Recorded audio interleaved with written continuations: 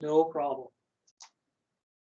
So the issue we're going to run into for proportion problems, there's a number that's going to be missing.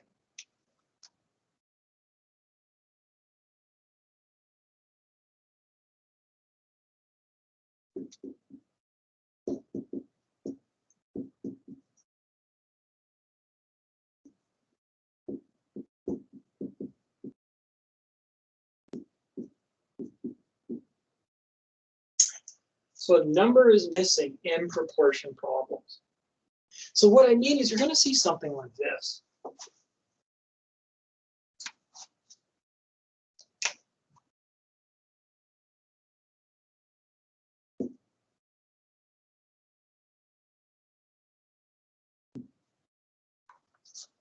And we have to figure out what x is.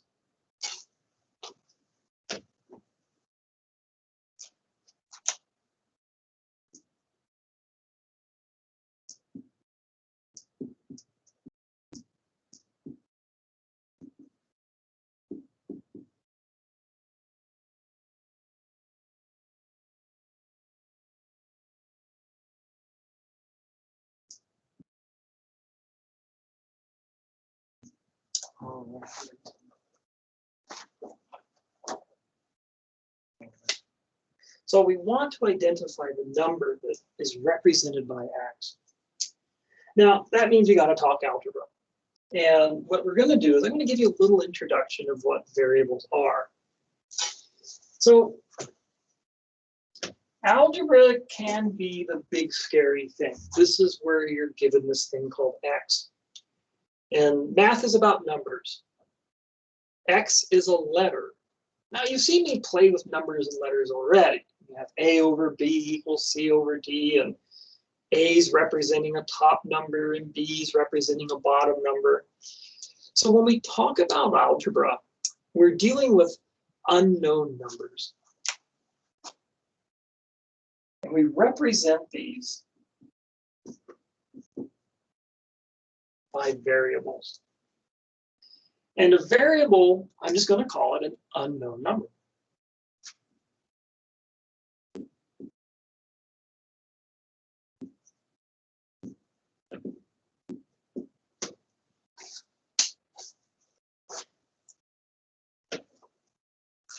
So the way this works is they are in fact a number.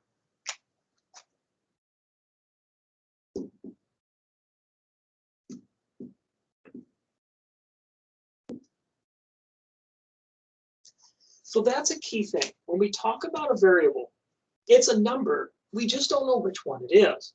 It's sort of like if you're putting a party together and your friend is inviting their friend. And you've never met this friend before, but you know some very basic things about them already. The most basic thing is they're a human being. So because you know they're a human being, there's certain things you might sort of expect. For example, they want to have fun at the party. So that's something that you kind of assume. But you got to be careful assuming things with people. But with numbers, you can assume some things. For example, because this is a number, we can try to add other numbers to it. Because it's a number, we can try to divide it by other numbers. We can try to multiply it by other numbers. So there's a lot of things, at least with numbers, we can assume. With people, we got to be careful. But we do know that they are a human being. Just because we don't know which human being they are doesn't change the fact that they're a human being. It's the same thing with variables. Just because we don't know what number it is, that doesn't mean we don't treat it like a number. We definitely do. And there's definitely ways you can represent these variables. So let me give you an example.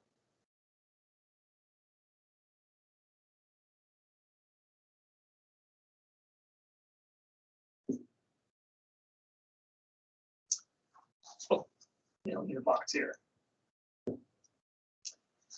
So if you think back to the Hobbit movies, maybe you're a Hobbit fan, I don't know. There's the stories in the movies or in the book where Bilbo falls down this chasm into this dark pit inside caverns in a mountain. Like you're pretty far under the ground here. And he comes across Gollum, and Gollum challenges him to this fairly hair-raising competition involving riddles. So equations are kind of like that. Now, I don't mean to say that doing math is like sitting in the bottom of the cave with Gollum. I hope it's not. I hope it's a lot more fun than that. But it is like answering riddles. So some mysterious number, if we add it to 4, we're going to get 5. So let's just guess what that number could be. Well, if I guess 6, 6 plus 4 is 10. So that's not going to work. But if I guess 1, 1 plus 4 is 5. So what we're going to say is the unknown number is 1. And this is algebra. You're just trying to identify this unknown number. So let's say we have another one. So let me label this as an example, and you can label it in your notes as well. So this is our first algebra example. Let's say there's another one.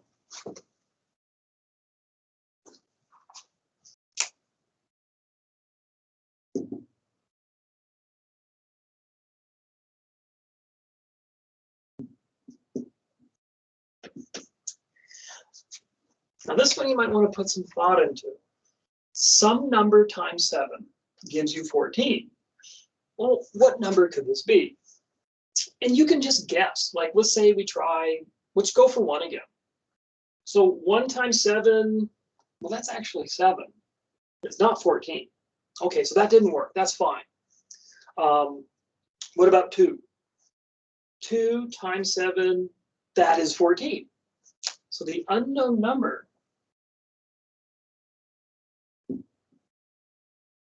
I'll just use this, is 2.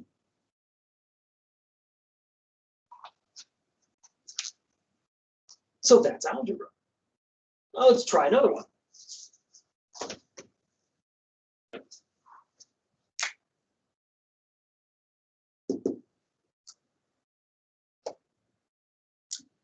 Now here's a tricky one.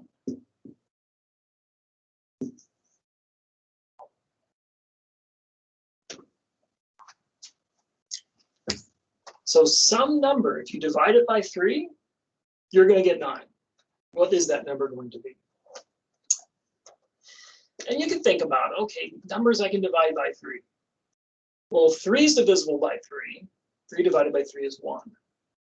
But I need something divided by 3 to be 9. Well, 6 divided by 3. Well, that's 2. 9 divided by 3 is 3. Okay, I'm going to skip around. Let's say 15. 15 divided by 3 is 5. Okay, it's a little better. 24. 24 divided by 3 is 8. Oh, that's really close. 27.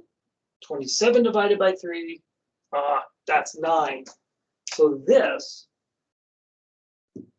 is 9. So now we're getting into this algebra. We're trying to guess these numbers. So what's going to happen, and for various reasons, we don't use boxes and question marks. And I mean, I could try to give some that I could think of off the top of my head, just based on experience. It gets kind of tiresome drawing those boxes and question marks all the time.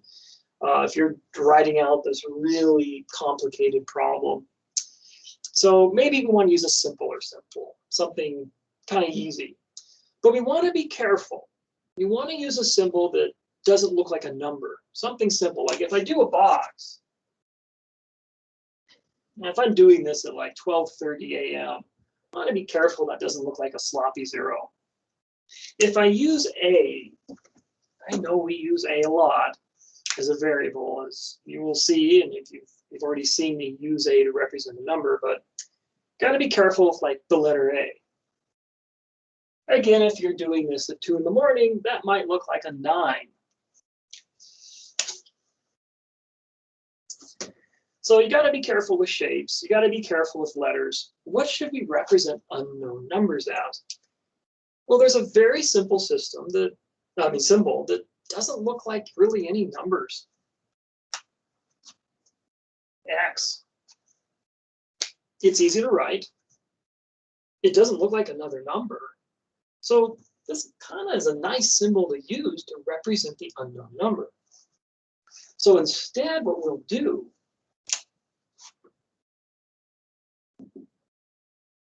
this equation, it'll now become x over 3 equals 9. It'll change to this. And then what number divided by 3 gives you 9? Well, we saw this earlier. X is 27. So we're going to use this symbol X instead of this. Easier to draw, doesn't look like a number. So if we have to do a lot of problem solving, we're going to save some time. We're going to avoid getting cramps in our wrists. And hopefully this isn't going to be confused with like some other number that we're working with. So that's the idea of variables. There's some kind of number, even though we represent them using an X, but we choose this X just because it's easy to draw and we're not going to confuse it with other things. And this represents an actual number. We just don't know which one. And so we're going to look at what's happening around this X to get clues to answer this riddle. What number is X? Well, it's some number divided by 3 that gives you 9. We use these clues to identify what X is. We're going to answer the riddle, and then hopefully we'll be able to escape the cave and join our friends the dwarves on their journey through Middle-earth. Again, if you're a fan of Lord of the Rings. So anyway, moving on.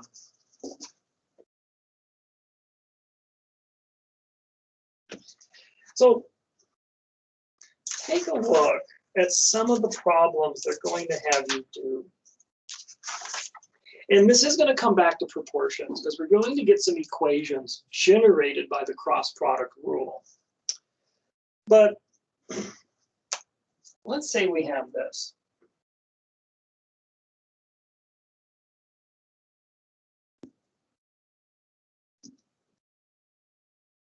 Five x equals 125. Now, you might have seen this in your algebra class, and it might seem a little confusing. Like this might be the number 50 something, and we just don't know what the ones digit is. That's actually not what's going on. So I want to go over some algebra notation, and this is something that comes up in algebra a lot. There's shortcuts for multiplication. So for multiplication in algebra,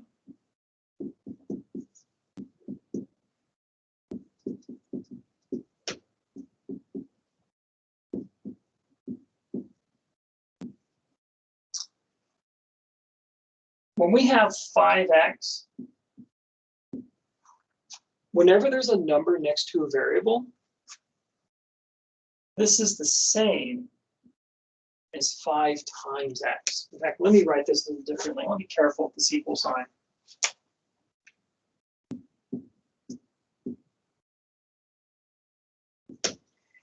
It means 5 times x. So when there's a number next to a variable, it means multiplication. And that's something that you're going to see in algebra. So just keep that in mind. So 5x equals 125. You can think of this as 5 times x equals 125. And also notice I'm using the dot. Now I mentioned how x seems like a nice symbol for a variable because it doesn't really look like any numbers. There's a downfall with it. It looks like a multiplication sign. So what we can do is we can use the dot for multiplication so we don't confuse it with this common symbol that we use for unknown numbers that we're trying to identify. So we're going to use the dot for multiplication instead of the cross. And we're going to actually try to save time on this. When we have a number next to a variable, that's going to be good enough to symbolize multiplication. So something just to mention. So there's a couple ways you can try to solve this. One way you can do it is you can try to say, there's some number I can try to think of that if I multiply it by 5, I'm going to get 125. And you can start running through numbers. And I'll be honest, it's going to take a lot of, it may not take, well, it might take some time. You might be surprised.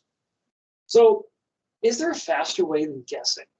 Now, we're not going to be looking at the algebra chapter proper just yet. So I'm going to give you sort of a shortcut right now.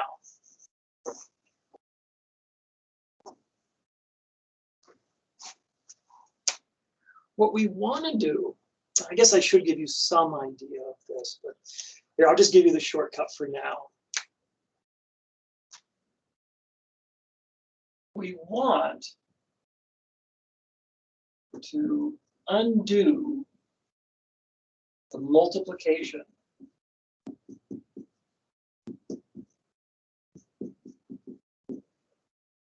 So x is alone. We want to get x by itself. And there's a trick behind this. I can give you some intuition using addition and the subtraction as why this works. But let me show you how the idea works, just as a shortcut for tonight. What we have are what are called opposites.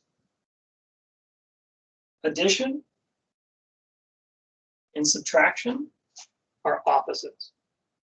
So what this means is they undo each other. So if you say add 2 to something, like let's say you were balancing something and you add 2 pounds and you realize, oh, that's too much. Well, how do you get things back to the way they were? Well, you remove or subtract that 2 pounds. So adding and then subtracting, they undo each other. If I take away 2 pounds and I've taken away too much, I can undo that by adding 2 pounds back. The same is going to be true of multiplication and division. There's the dot for multiplication, and then here's division, which we usually use as a fraction. Use fractions to divide usually. And you can kind of see that in the division sign. There's the fraction bar, numerator, and that dot's the denominator. So multiplication and division undo each other. So if you multiply something by 3, and you're like, oh gosh, that's too much. I want to take things back to the way they were. Then divide by 3. If you divide by 4, and you're like, ooh, I shouldn't have divided it by that much. I need to take it back to the way things were. Well, the undo division by 4, multiply by 4. So addition and subtraction undo each other. And then multiplication and division undo each other. Now, again, we're going to talk more about this in the algebra chapter, but I do want to build a little intuition here. So, for example, why do we want to get x by itself? So I'm going to give an example of some intuition building.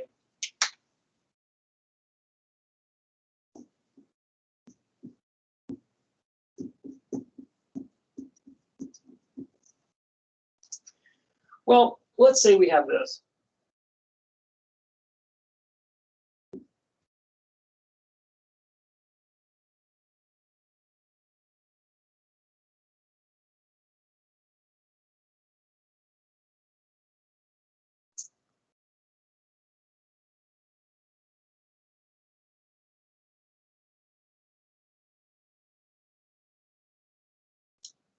I have some different blocks here, and they're sitting on a scale.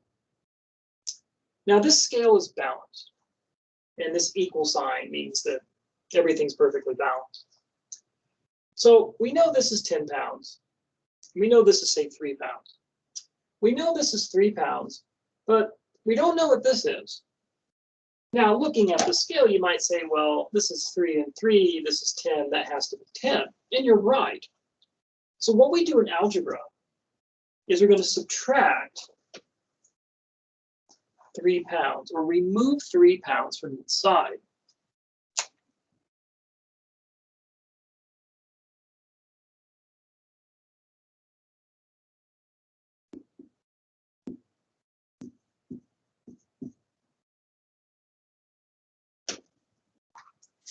So if we do that, we're going to remove this, and we're going to remove this.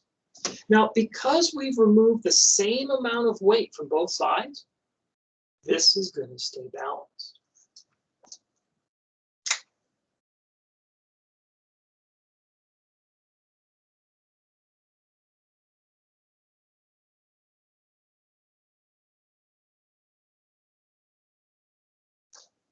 So doing this the algebra way, this weight that's unknown, it's balanced perfectly by 10 pounds.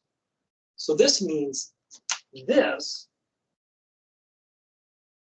is balanced by this 10 pounds, or what we typically write, x equals 10. So what you're going to see, any questions about that?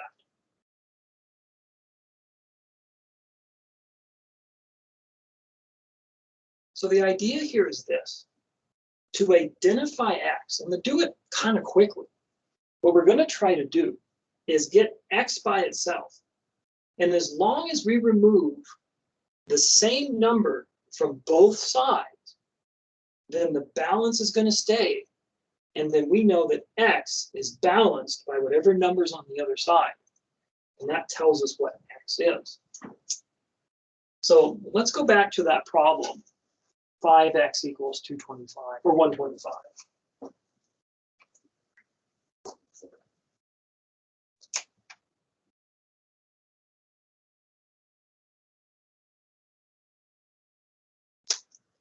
So we want to have x without anything else attached to it.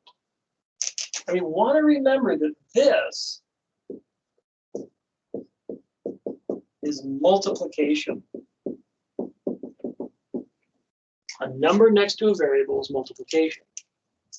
So we want to undo this multiplication, make this 5 go away. So how can we do that?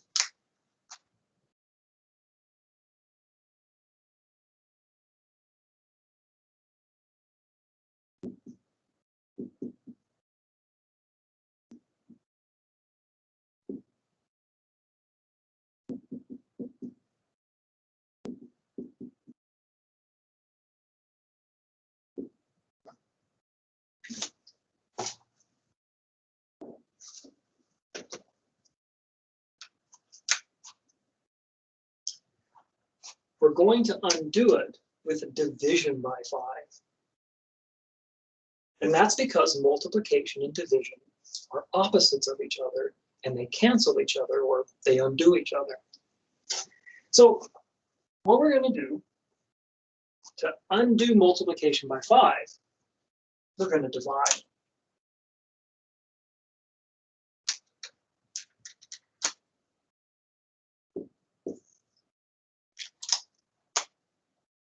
But here's the thing. On the other side,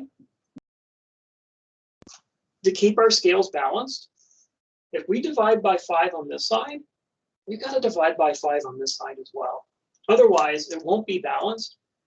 This won't be correct. So to make sure this is correct, what we do to this side, we've got to do to this side. Again, to keep our scales balanced.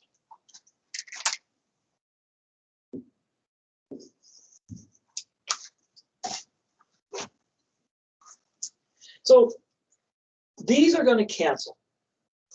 Multiplication is canceled out by division. And so we're going to get x over here by itself. But then 125 divided by 5. Well, you might break out a calculator for that. And you're going to get 25. And so now we've identified this unknown weight. It's unknown weight. balanced by 25 pounds. So this weight must be 25 pounds. And so that is going to be our answer. Questions about that? So what we're going to do is this. Let's take a look at some proportion questions. Let me take a trip into the homework here.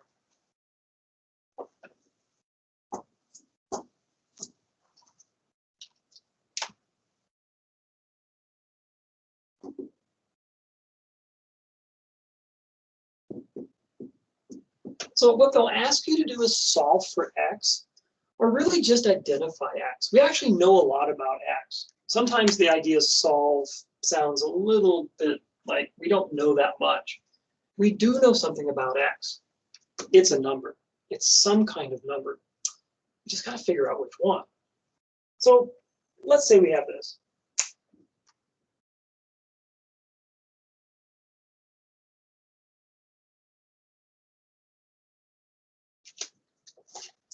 So what do we do here? Well, we're going to use our cross product rule. And again, this is A. This is B. This is going to play the role of C. This is going to be D. Oh, excuse me.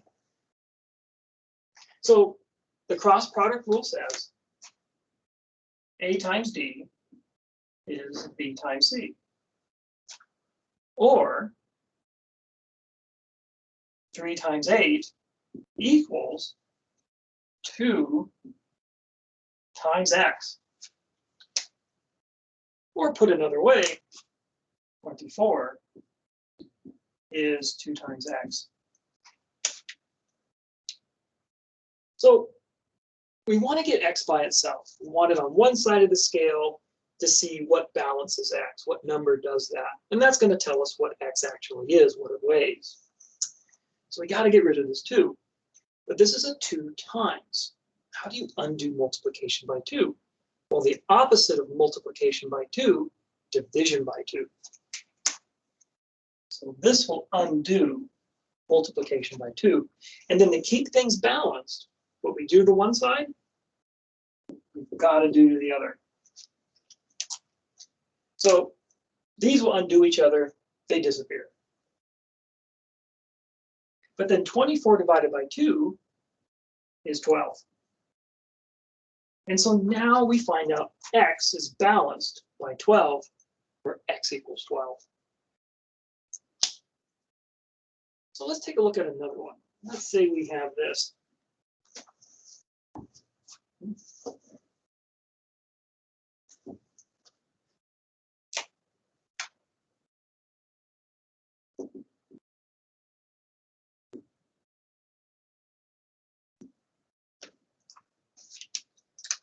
We're going to solve for m.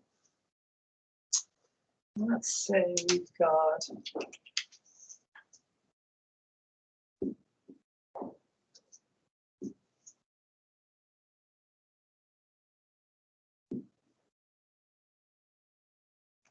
this.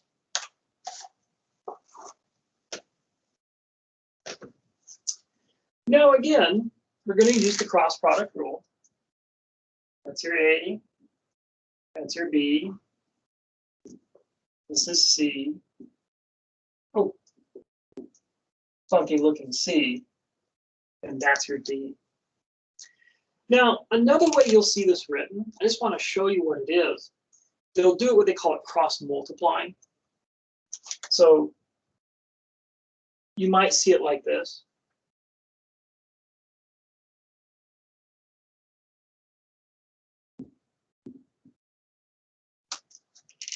And they'll say 27 or A times D. And then this is B times C. You'll see it written like that too. But anyway, either way that you do it, A times B is B times C, or 27 times 0.8 And then B is going to be M and times 3.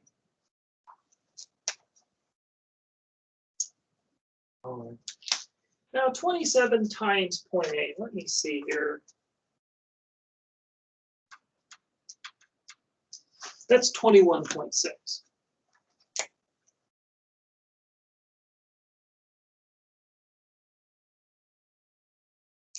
Now, on this right side, we have a times 3. Whether it's 3 times or times 3, we're going to have the same situation. We're multiplying with a 3.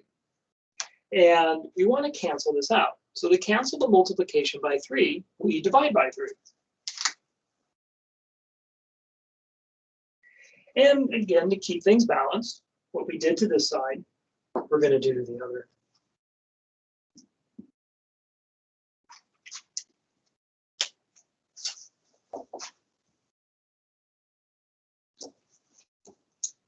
So times 3, divide by 3, they cancel. So they're going to go away. And then 21 divided by 3, or 21.6 divided by 3, well, that's 7.2.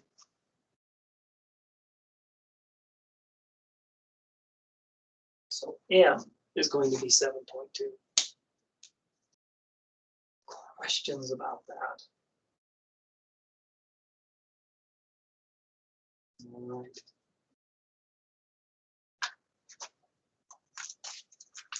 So let's take a look. Let's take a look at some applications here.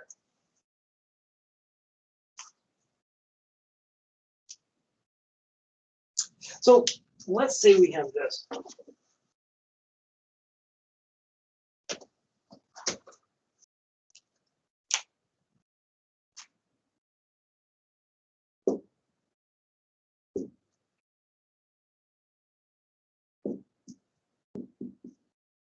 So let's say we're talking about roof pitch.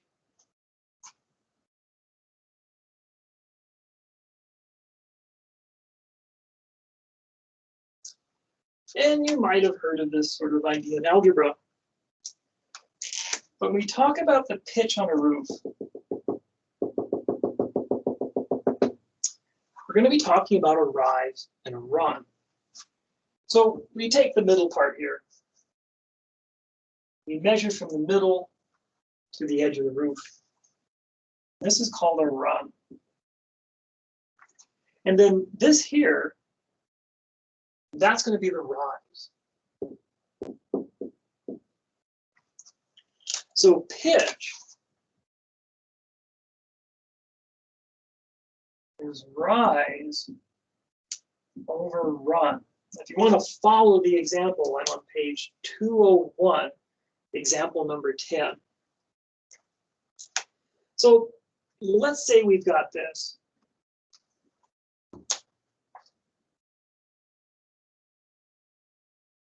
The pitch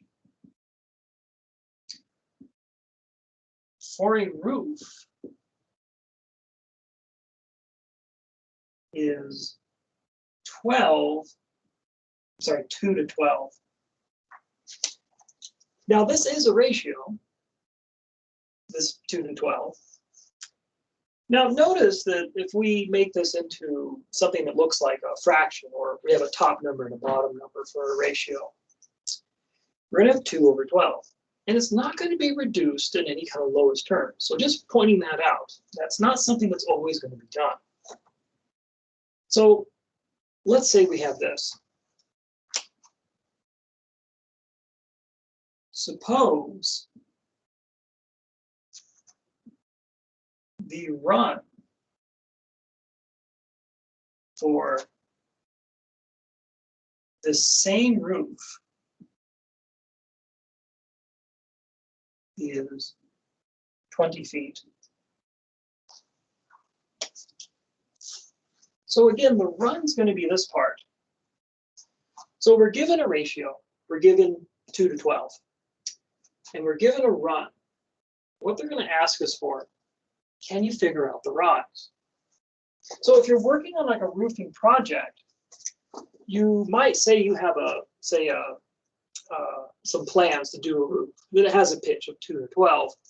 And for whatever reasons, you've settled on a run of 20 feet. But now you got to figure out the rise. How high is this roof going to rise up?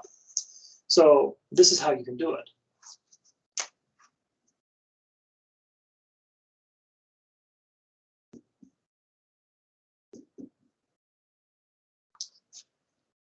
What we're going to do, the pitch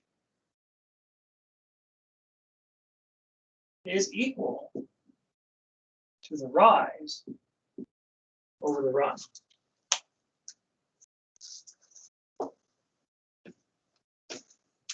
So in this case, they gave us a ratio for the pitch. This is 2 to the 12. And that's going to be equal to the rise over the run for this roof.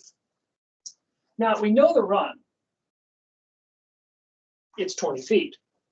But we don't know the rise. They didn't give that to us. So rise is going to be unknown. And don't worry, we're going to put this in proper form. So I'm just going to use the letter R to represent the number that should be the rise. And again, they gave us this 2:12.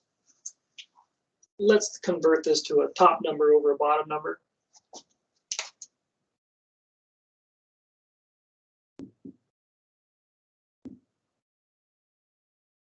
And we're ready to go. So now we have our proportion. So we had to do a little translation here. We were given a ratio for pitch. It was 2 to 12. Now we also have a formula for pitch, rise over run. We were given the run. We weren't given the rise. That's fine. It's okay to say you don't know something. Because what you don't know is your variable. So if you can identify something in a math problem that you don't know, that might be an unknown quantity or an unknown number that you're going to be looking for. And of course, if we're going to be calling this an unknown quantity, give it a simpler identity, just call it R. Then let's make this into something a little easier to work with. So now we're ready to go. Again, A, B, C, D. So cross product rule, A times D is B times C. So that means 2 times 20 will equal 12 times R. Now, 2 times 20 is 40.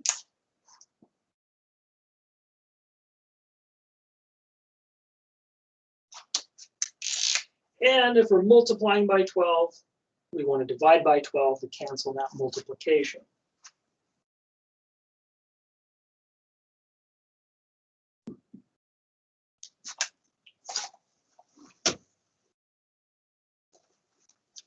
So 40 divided by 12, let's see here. This is 3.3 repeating. You just get 3.33333. It goes on forever.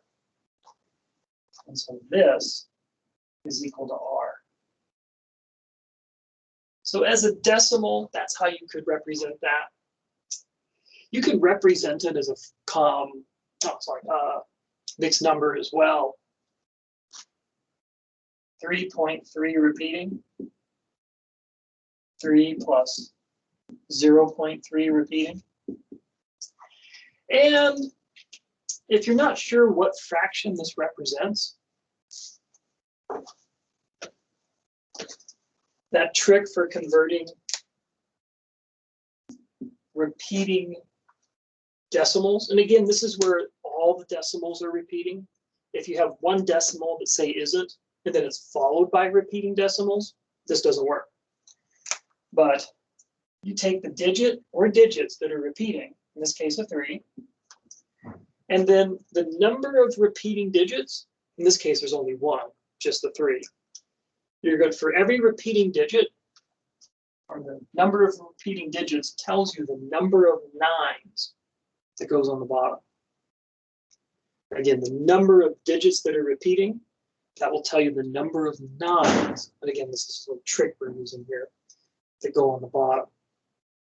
So because there's one digit repeating, there's 1 9. And you can reduce this, divide top and bottom by 3. You'll get 3 and 1/3. And this is going to be feet. All right. So that's going to be it. We're out of time. So that's an introduction to algebra a little bit. You have your ratios, you have your rates, you have your fractions, the different ways of comparing things. You have unit ratios where we want to make the bottom equal to a 1. So whatever number that we divide the bottom by, so it becomes a 1, we got to divide the top by that same number. Now, we don't always do that. Some ratios we don't even reduce at all. Some we just reduce to a kind of lowest terms and we leave them there. But we don't necessarily worry about getting decimal numbers, especially in that top number. You've got the cross product rule to help set up proportions. And hopefully this introduction to algebra is a little helpful. And again, we'll be jumping into more algebra later. But that's it for tonight. If you have any questions, let me know. Other than that, have a wonderful evening.